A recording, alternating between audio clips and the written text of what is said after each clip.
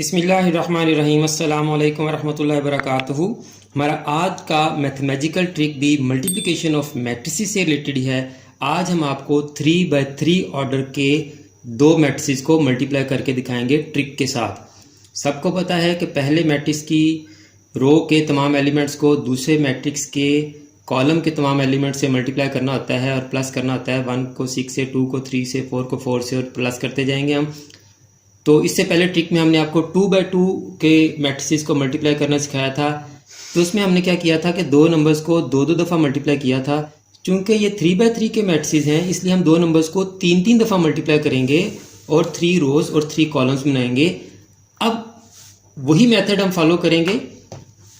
जो पहली ब्रैकेट्स हैं हम इनके अंदर अपने पहले मैट्रिक्स के तमाम एलिमेंट्स इसी फॉर्म में लिख देंगे जिस फॉर्म में ये मैट्रिक्स है।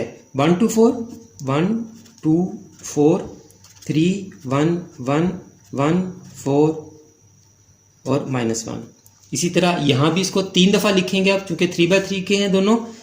1 2 4 ख्याल रखना है कि आपने पहली ब्रैकेट्स में लिखना है इनको। 3 1 1 1 4 -1। तीसरी दफ़ा भी इसी तरह लिख लेंगे हम। 1 2 4 3 1 1 1 4 और -1। पहली ब्रैकेट्स में आपने पहले मैट्रिक्स के तमाम एलिमेंट्स को 3 दफ़ा लिख दिया।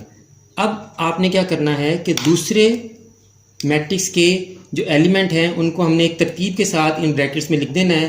तरतीब यहाँ से शुरू होगी।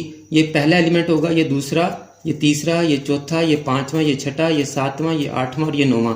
इन 9 एलिमेंट्स को हमने, ये 9 ही आपके पास ब्रैकेट्स के कॉलम बनते हैं, इनमें हम पुट कर देंगे तो आपकी मल्टीप्लिकेशन हो जाएगी। पहले 6 है तो 6 6 एंड 6, फिर 3 है दूसरे नंबर पे तो 3 3 एंड 3, फिर 4 है 4 4 एंड 4, फिर 4 है,